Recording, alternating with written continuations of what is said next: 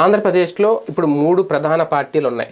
3 ప్రధాన పార్టీల్లో 2 పార్టీలు కలిసిపోయి ఇక ఒక ప్రధాన పార్టీ అనే వైసీపీని ఢీ కొట్టడమే లక్ష్యంగా వెళ్తున్నాయి. కానీ ఈ 3 పార్టీలు 3 కులాల పార్టీలనే ముద్ర వేసుకున్నాయి.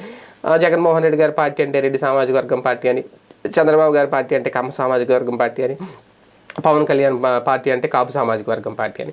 ఓకే, ఎవరు కాదన్నా అవునన్నా సరే ప్రజల్ని ముద్ర అయితే పడింది. అయితే ఒక్క ఆ సామాజిక వర్గాన్ని నమ్ముకుంటే ఏ పార్టీ అధికారంలోకి రాదు.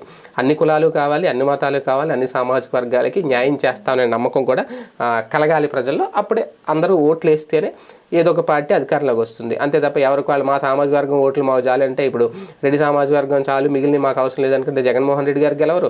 కమ్మ సామాజిక వర్గం మాకు చాలు మిగిలిన అవసరం లేదంటే చంద్రబాబు గారు కలగ గెలవరు. లేదు మేము ఇద్దరం ఉమ్మడిగా ఉన్నాం కాబట్టి కాపు కమ్మ మాకు ఓట్లు వేయండి, మిగిలిన ఎవరు మాకు వద్దంటే అస్సలు గెలవరు. ఇంకా ఎవరికాలు ఒక కులానికి పార్టీ పెట్టుకుంటారు. కాకపోతే ఆంధ్రప్రదేశ్లో ఖచ్చితంగా ఆ కుల జబ్బు అనేది ఉంది.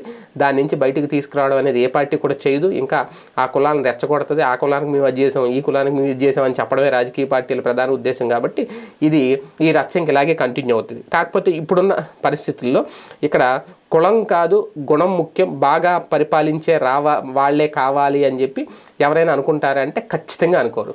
తమ సామాజిక వర్గానికి తమ కుల నాయకుడు ఉన్నాడా లేదా, తమ సామాజిక వర్గానికి ఎంత న్యాయం చేసింది ఈ ప్రభుత్వం అనేది ఖచ్చితంగా ఆలోచిస్తారు. సో అదే ఇప్పుడు అవకాశంగా వాడుకొని అవకాశవాద రాజకీయాలు చేస్తున్నాయి రాజకీయ పార్టీలు. ఇదంతా ఇప్పుడు ఎందుకు చెప్పాల్సి వస్తుందంటే, ఏపీలో గనక జయహో కులమని అన్న పార్టీలకే ఇప్పుడు రోజులు తప్ప కులాన్ని పక్కన పెడితే ఆ పార్టీకి ఖచ్చితంగా పుట్టగతులు ఉండవు అనేది. ఇప్పుడు జగన్మోహన్ రెడ్డి గారు కుల రాజకీయాలు చేయడంలో ఆరితేరిపోయారు.